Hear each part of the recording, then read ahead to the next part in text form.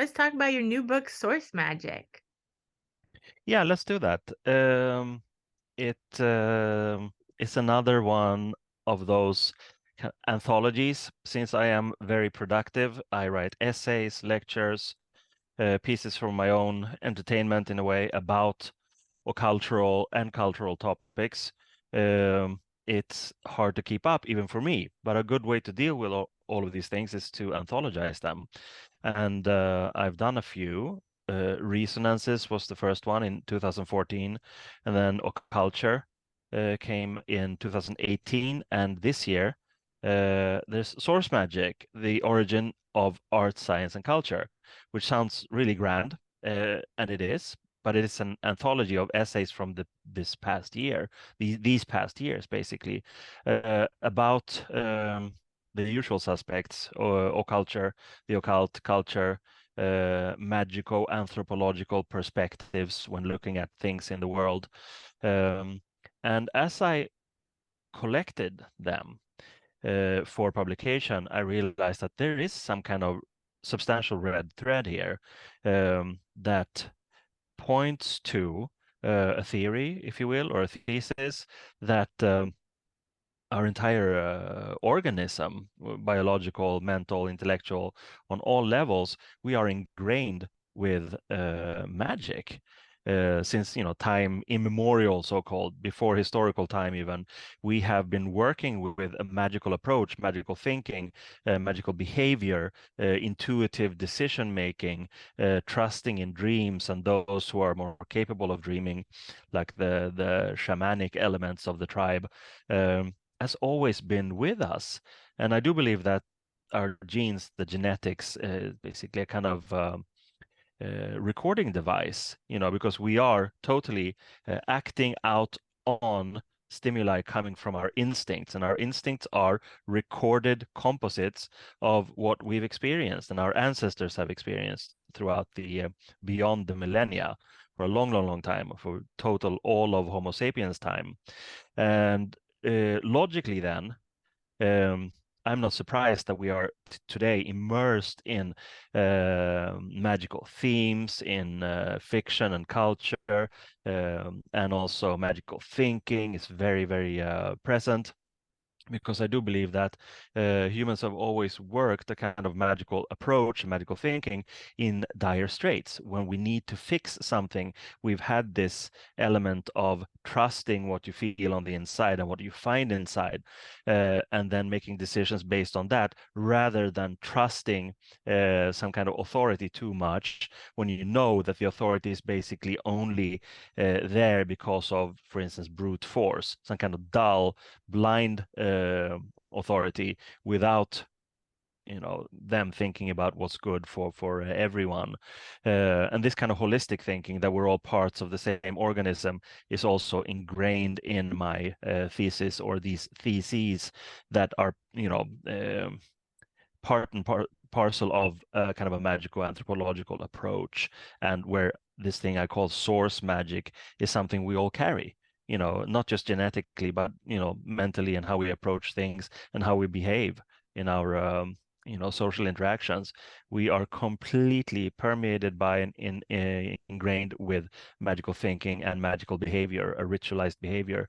And in that, there's also the need for transcendence. We are, I would say, dependent. We're addicted to transcendence. And if it's good, it can be very revealing and relaxing and encouraging, energizing at the same time. And if it's bad, it can be dulling, sedating, and leading nowhere, basically, into sort of addictive behavior instead of liberating behavior. And we can see that reflected like in weekend behaviors, when some people like to get high, other people like to get drunk. Yeah, and those are both like remnants of this really important need to transcend. We need to transcend our rational thinking and sort of the mental cogitations, and just be free.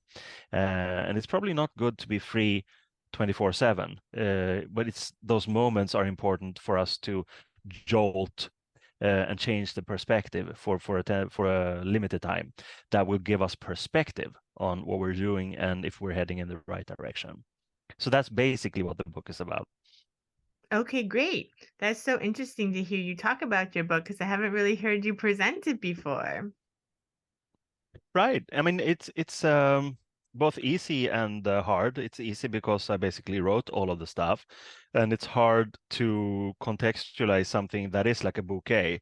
I mean, there's stuff about the Prisoner TV series. There's stuff about you and me going on these pilgrimage tours. There's stuff about remembering Genesis Peorage. There's stuff about many different things. However, this kind of red thread that I was talking about. Um, Makes it all make sense. It ties it up in a very, very nice way. And it's something that I didn't fully realize until actually I'd been working on this book. The previous ones were more like, anthologies of past essays and texts and lectures. But when I look back at them, there's the same red thread runs through that. I guess it's natural in a way because they all come from the same mind. So whatever we do, whether we write about a TV series or some serious magical pilgrimage, it is the same because it's the same mind that approaches these topics with the same kind of goggles in a way.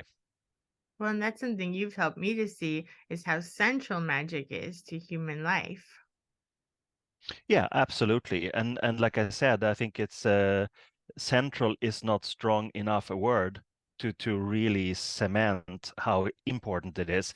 Um, it's just something that's on par with perhaps not breathing, but in terms of how we deal with the world, how we take in stimuli via the senses, and then we process them, the brain filters, and then the body reacts based on what we want to achieve with this data. And the magical approach is totally integrated in that process.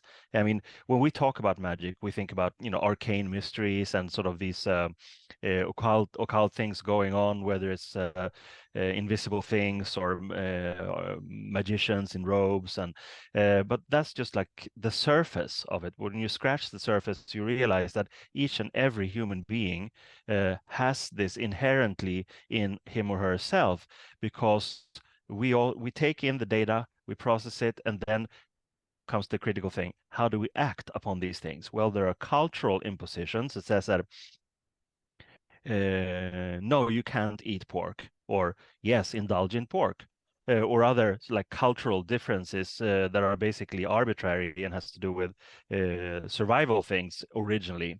Um, but at the same time, there are many things that make us so alike. Even the cultural differences, cultural impositions, are overrun or superseded by how we interpret the data that comes in to us. And basically, what it all boils down to, as always, it's survival, isn't it? We want to survive. And if we are stronger within our little community or tribe or society or culture, even, that makes our chances of survival better. That goes both on an individual level, but it's also on a collective level. And I think the reason why we are currently experiencing a kind of thematic and attitude avalanche of magical influx is that it's no longer enough to deal with magic on an individual level. We really need to go collective and on a global scale. And that's problematic because it's really something that we haven't done before. Or if it has happened before, like in a previous, extinction, it's we have no remnants. We have no history of that. We can't, see archaeological things even. Maybe the thing in by that volcano where people sort of froze in time. In But Pompeii. that doesn't really, yeah, exactly. But that doesn't really say anything about how they were surprised by that. They couldn't deal magically or in any other way. It was just a natural force coming on so strong that you could just like freeze in the moment and be preserved in a way. But what we have to do now is to look at avenues of survival, and it sure seems that nothing can be fixed by purely individual decisions. It needs to be a collective thing, and that's the new aspect. And how does magic relate to that then? Well, it's magical enough when two people can collaborate. you know. So how would an entire world do that with 8 billion people and, maybe a couple of million decision makers? Well, it requires some kind of, enlightened state, or at least some kind of extra level of altruistic, holistic thinking. And whether we come to that point, I don't know. But it is crucial to realize that we have to make decisions in new ways. You can't simply be causal. You can't simply make decisions based on rational cogitation. There needs to be new approaches. And that is inherently magical, because if we don't survive on a collective level, then very likely we won't survive on an individual level either, because the straits are so dire and the prognosis is so bad. Yet I'm an optimist, because I do believe that people have dealt with very difficult things before, and they've always overcome the hurdles by thinking in new ways. So that's really the big challenge. And I don't mean thinking merely in, again, in rational cogitation and sort of computing data. You need to look at things from different perspectives and see, for instance, the cultures that have had the most longevity, have experienced the most, consistent avenue of survival in a way. Well, that's probably the indigenous cultures that are still around, because they stay off not only the grid, but they stay out of the problems that come with too much interaction with people who are too greedy, etc., etc. And also, not surprisingly, these indigenous cultures usually have a very, very integrated magical system that allows for the transcendence, that allows for them to see how to deal with life in the best possible way. Absolutely. We need to integrate more of that kind of thinking. Yeah, and that said, I've enjoyed reading the book. I mean, it just came out basically a couple of months ago now, and has a great introduction by Nikolai de Matos Frieswald, who's been writing so much about Kimbanda and sort of the African diaspora elements of magic. It's very, very interesting to read how other people sort of look at my work in that sense, and I've gotten some great praise for the book, and it seems that these ideas are resonant with what other magicians and other young people and other just intelligent people are actually thinking about, but they may not know how to deal with it. And I offer no, 10 easy steps, or no schooling, or no cult. I just share my take and my interpretation of these cultural phenomena that sort of indicate that we're moving in that direction. So it's basically you open the book and you can read my mind in a way. These are the things that I'm thinking about, and I will keep thinking about. Anything from weird B movies to high strong esoteric philosophies. For me, there's no difference. They all indicate something about the people who made them. Someone can be a good writer, another person is a good painter, another one is a good whatever else. And all of these things are interesting to look at, because, again, inherently, all that these people are trying to achieve is to maximize their own individual survival potential. Unless, of course, they've swung and are completely self-destructive. But that also makes for good stories. That also makes for good insight by looking at how wrong things can actually go. And unfortunately, we've seen an increase of those things over the past, I don't know, 2 centuries, something like that, where the hubris have gotten so strong that it's clouded the potential of real survival. It's just been like a compensation for being too immersed in the death drive, as my wife would say. Well, I love it. I've read it at least twice. And yeah, I always get something new out of it. Will you talk a little bit about what magical anthropology is? Absolutely. In the early 90s, I was, well, a lot younger, and maybe a little bit cynical. And I had something that I came up with because of the punniness of it, the Institute of Comparative Misanthropology. To be a misanthropologist is to look at the world with, I don't know, satirical or maybe cynical shades. and look at the human comedy in a way, or could also human tragedy. However, throughout the 90s, I changed a little bit and I became more and more seriously interested in comparing different magical approaches and magical systems, and also magical cultures, religious cultures, religious philosophies. And it dawned on me what we just talked about, that every culture has this, each individual has this. So the step was then to leave the youthful and cynical, humorous thing of misanthropology and move it into magical anthropology. So I created the Institute of Comparative Magical Anthropology, which is the study of how human beings relate to magic as a phenomenon, as an approach, as an attitude, as a cultural glue, as the origin of creativity and art and science and all these things. And I've done that ever since. And it's been work, I would say, mainly with editing and publishing the Fenris Wolf, the occultural, magical, anthropological journal that comes out now and then, and has been going since 1989. But there have also been expeditions to Tibet and Nepal, researching the Tibetans in exile, how they look at ritual specifically, and magic also. And it's just like a reservoir. It's just something where I collect. It's like an archive. It's what's called now a think tank, perhaps, in which I pour information and then stir it and then think about it and then cull things from that I write about, and also that other people's write about too. And it's an amazingly satisfying umbrella to be working under. Magical anthropology is something fantastic because it traverses and transcends the academic stagnation in a way. We are not locked in a form. We have no peers.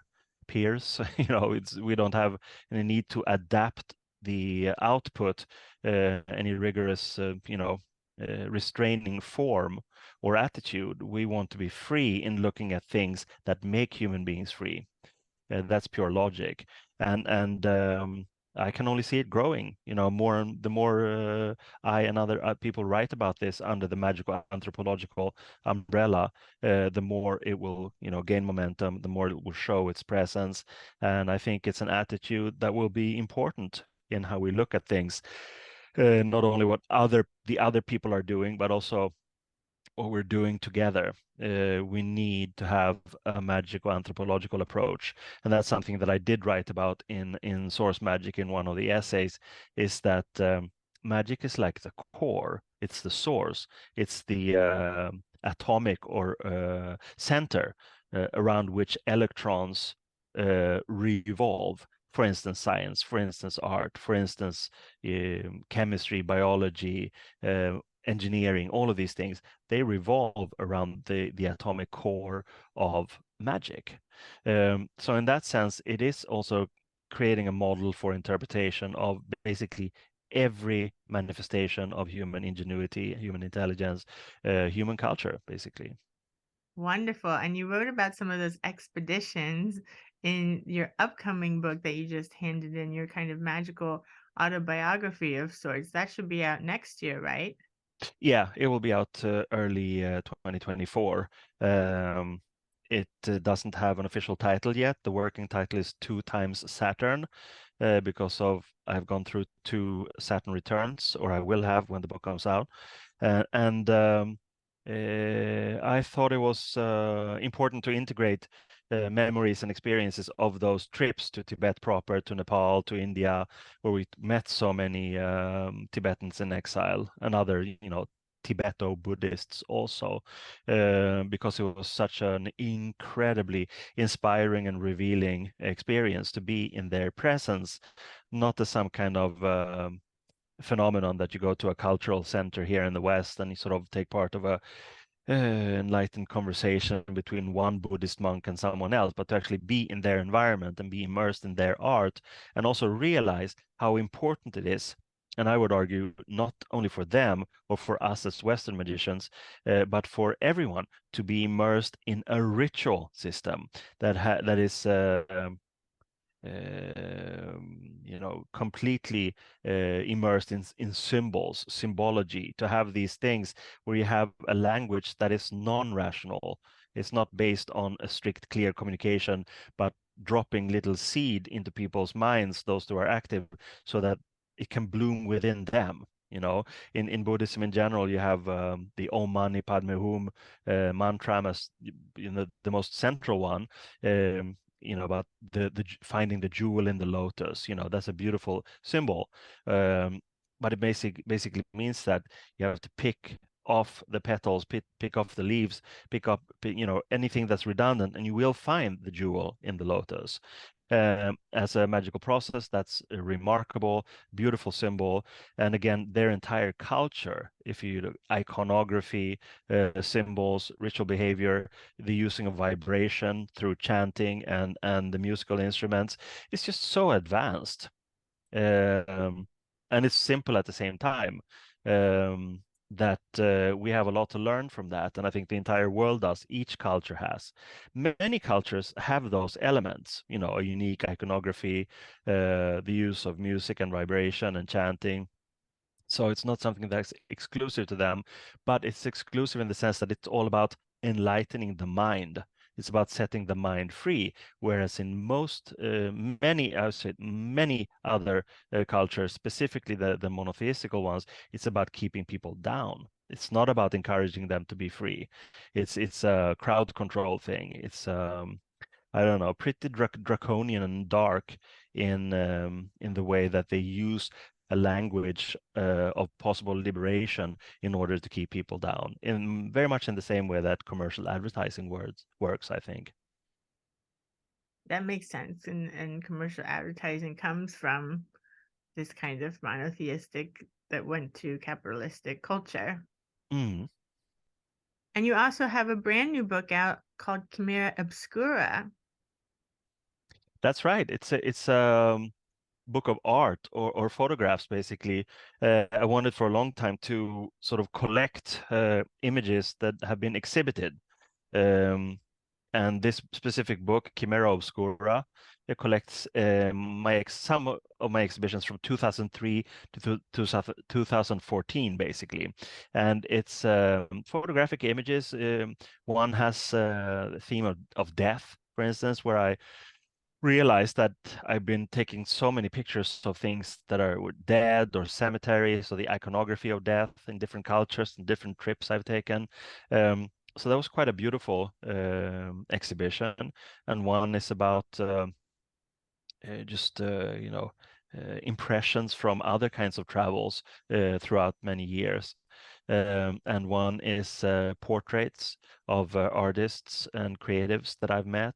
Um, and so on. So it's again a bouquet of different things, but I'm very happy to see it and hold it. I have it right here because it is one thing to have an idea. It's a completely different thing to actually hold it and sniff it and look in it. So I'm very happy about that. Chimera Obscura selected exhibitions 2003 to 2014, and it gives me inspiration to work on similar volumes since I've been basically taking photographs since 1978 when I was 12, and it has accumulated in a way that's kind of overwhelming. And I still have all the negatives, and I can roam through them, and they're in good chronological order. And there are many themes in there, themes that could make for nice books. And of course, there are other exhibitions that didn't fit in this volume that I could make as sort of singular books too. And for me, the point of making books like this, it's very selfish in a way, because it becomes like a dialogue with myself, or a split up monologue where I can see myself at a distance, see what I looked at, see patterns in my scanning the world. It's kind of a revealing process, actually, bordering on psychoanalysis, but in image form. And yeah, it's just very, very revealing, very satisfying, and I just want to do more of those things. I even came up with the Chimera Obscura title, I came up with when I was coming up with another word, another punny word called pathography. This mix between pathology and photography. Because why is it that some people, like myself, stroll through the world, camera in hand, and just take these pictures? It's a very intuitive process. I'm not actively looking for something. I'm just looking at the world with eyes open and camera in hand, and I take these pictures. And when you collect them, which is a different kind of analytical process, and edit them in a way, you again see what attracts me and why. You start questioning, why? Why is this? So in that sense, it is an interesting little insight into my pathology as a photographer, hence pathography. And Chimera Obscura is very much a part of the pathography. And this is something that I've been writing about, this one essay in particular, in the upcoming book of collected Patreon posts that I'm putting together with my beautiful wife, Vanessa Sinclair. And sort of 1 year of our so-called Magic Monday posts is coming out in book form very, very soon. And it's the second volume of that series. The first one was the book called It's Magic Monday Every Day of the Week. And this new one is more like an lavish art book in a way, because we have so much image material in our posts. But anyway, the pathography text that I wrote to sort of define that is in that coming book. So people should definitely check that out. And as you know, we've written so much about all these magical topics and creative topics. Basically, take little breathers in our active life each Monday to write this post that we collect annually in these quite hefty volumes, I have to say. Yeah, and I'm excited that the new one's going to be a bigger size, like the Tripartisan review, Yeah. which was also such a great art book that we're both in. Hmm. Yeah, no, absolutely. And I mean, it's just going to keep on coming. We seem to be pathological in our creativity, and I'm very happy about that. Because one thing would be if it's a completely isolated phenomenon where we do this and no one takes notice, basically. But we are seeing that the feedback and the interest is increasing all the time. People are commenting, writing emails, basically giving us, I wouldn't say justification, but certainly inspiration to do more of the same. Because one big part of it for me is to be involved in this kind of dialogue, whether someone is in Indonesia or Australia or in the US or in Sweden, doesn't matter. We're all connected now anyway. And so if people see our material and get inspired by that, that makes me happy, and I think it makes you happy also. It's one of the great reasons why we work so hard on this. Yeah, exactly. And like you've said before, I think it was when we did a discussion for the upcoming Magic Monday book. It's not about it's about sharing so people can see what our process is like, not necessarily for them to emulate or have the same process, but so they can be inspired to have their own process, whatever form that takes. Absolutely, and I think that's for me has always been there. From the early fanzine days, which was before even I was interested in the occult or occulture. But then I think it was sort of tweaked very much during the Topi days, in my days with the Temple of Psychic Youth, in the sense that it was always about the networking, magical things, absolutely. But it was very much this thing of sharing what you experience in a total honesty, and also sharing material that had been occult, not necessarily hocus pocus occult, but just forgotten or hidden away or ostracized or forbidden even. And I've never really left that attitude. I always wanted to carry on and just do more and more and more and share more and more and more. And I'm happy to say that that's been a gradually successful thing where we now have great output of our own stuff, also of other people's stuff, musical collaborations like you've been working with Pete Murphy on up to 10 albums soon. It's amazing, and they're fantastic. And other kinds of collaborations, and it's just makes life very exciting, I think. Absolutely. I've been focusing more and more on integrating creativity into life, and it's really working. I also wrote about that in some Magic Monday posts, and actually at some point, like, made a list of all the different things that I wanted to be doing that I wasn't doing enough of, and made sure I was doing them more and more often. And now I don't have to think about it so much because those are the things that I'm doing every day without having to kind of carve out the time. The time is just already there now. So it Mhm. works. Oh, absolutely. And I mean, again, I prefer not to use the word justification. It's not a justification that people are interested in what we do, but it's nice. It's nice to get kudos and sort of appreciation because we work with this every day, almost every night. I mean, a lot with all these filterings, you could call it, of whether it's psychoanalysis, art, or the occult, which leads us into an upcoming talk that I'm looking forward to very, very much in our collaboration with Morbid Anatomy, the monthly psych art cult evenings. The next one is mine, and I look forward to that a lot. I'm going to talk about one of my favorite films. I wouldn't say it's the most favorite film, but it's definitely my top 10 list. It's Ingmar Bergman's Hour of the Wolf from 1968, I think. It's just an incredible film about the darker sides of the creative neurosis. Um, Perfect in every way, I would say, cinematically, in terms of acting, the script, psychological. Um, Wealth. Bergman really hit the nail head on there. It's a fantastic film. So I'm going to be talking about that in the upcoming Psych Art Cult at Morbid Anatomy, and I hope that people will join us there because those meetings are usually a lot of fun. Yeah, and that's on May 14th, and we'll link to that in the liner notes for this episode. And that Hmm. piece that you're presenting is also part of the book that I edited on Ingmar Bergman's films that you contributed a chapter to. Yeah. So that's another thing that people should go out and get. Yeah, absolutely, absolutely. It's a great anthology of psychological um, pieces on various of Bergman's films, and I mean, there's such depth there. It's just incredible. I'm not saying that it was everything was good, but I mean, name one director that's made only good films. That person doesn't exist, you know. But Bergman, and specifically, I would say. Um, 1960s, 1970s. Just I don't know, the depth there and psychological insight is just incredible, absolutely incredible.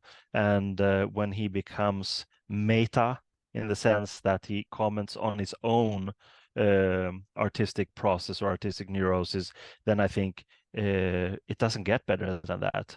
No one else has sort of achieved that in a more both horrifying and endearing way. Yeah, exactly. And that movie, Hour of the Wolf, is really the pinnacle of that too, where, Yeah. it's about this artist going mad on an island with his pregnant wife, and Liv Ullmann was his, partner, and she was pregnant with his child, and she was the actress playing that part in the film. And yeah, it's clear. Yeah, yeah, no, it's beyond belief and it's beyond convention. It's sort of completely a transcendental film, both in its making and in the result. And sometimes those things can be matched. I'm thinking of the films of Werner Herzog, for instance, where he's as crazy as his films in a sense. He goes through those lengths because he wants to do that, and then it's reflected in the films. Not 100%, but many many masterpieces have been achieved like that. And Bergman, I think, is the same when he was at his peak. There was like no boundary between the creator and the created. And I think Yeah, they're that's real artists in that yeah, sense. yeah, yeah, yeah, absolutely, absolutely. But I mean, it's also the meta aspect adds to the flavor. Yeah, and then as part of our Morbid Anatomy series in June, we're going to have Chow Wan Ku, which is going to be amazing. And then July, you're coming back with Tom to do the Topi talk. So maybe you could tell us a little bit about that. Yeah, of course. Tom Banger was the guy who was responsible for the administration of Topi North America, and I was the one responsible for Topi Scandinavia and eventually Topi Europe.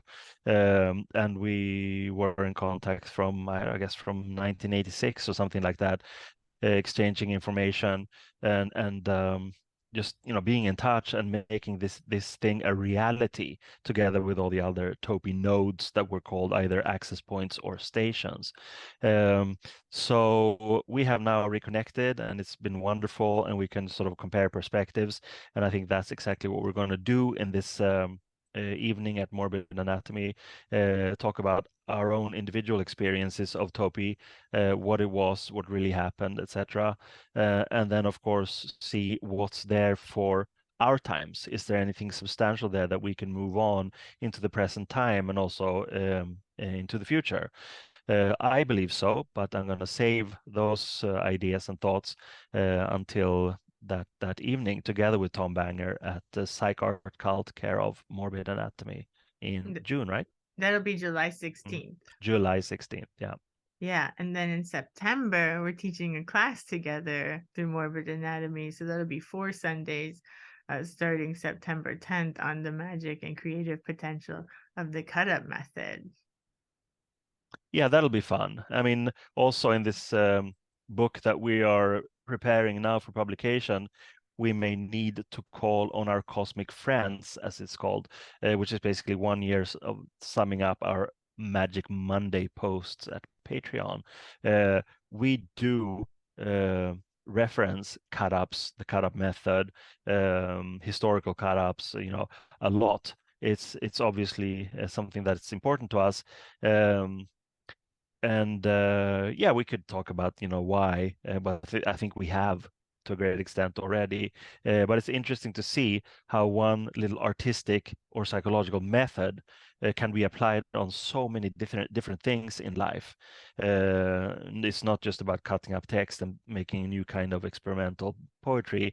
I mean, Genesis Peorish talked about it as like behavioral cut-ups. You can cut up your own behavior and, of course, any kind of artistic expression to see what lies on a deeper level. And of course, it's the same thing really that let's call them the oracular reflective surfaces, like the tarot, for instance, or the runes. It's the same kind of thing there. You have them interact in a more or less random way, and then what's there you interpret. It's like a door opener that requires randomness and symbols. And how do you make a linear sentence symbolic? Well, you cut it up. You make it make no sense so that you can interpret in a new way. It's really interesting, I think. And that interest doesn't seem to go away because it's simply so unfathomably deep in its potential, or rich in its potential and usage. So I'm not surprised that we're both talking about it so much in this new book, but we do, and we are working with it. I think any kind of filmmaking is inherently a cut up. Doesn't need to be completely irrational or random. It can also be just putting two things together after having tried other things to put together, and you prefer one. And I mean, I think the human mind is the same, even in completely random circumstances. Uh, you do favor one interpretation before you decide on one. That's the official one. Yeah, that's why I love Jonas Mikas's films so much because they're like collages of his memories, you know. They're like visual cut-ups in that way. Absolutely, absolutely. And I just wanted to say too, you mentioned your Chimera Obscura book, and I just want to comment that I love that book, and I love how it has such a bouquet, as you said, a variety of your different photographic exhibitions and your versatility in taking photographs.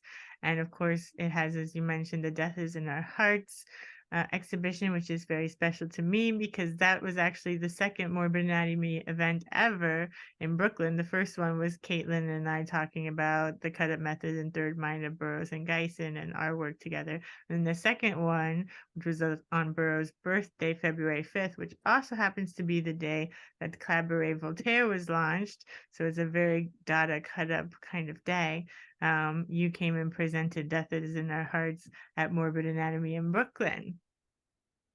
Yeah, absolutely, and it was great. And again, thank you for inviting me to that. That led to many fruitful collaborations and many years of a great life. But I mean, I remember that as being not uncertain or insecure. I was just thinking, whoa, because I was so used to lecturing. We have something rational that you present with a slideshow, but I couldn't really do that because it's just a photographic exhibition. So I thought, okay, I can talk a little bit about the process, how I put this together or why.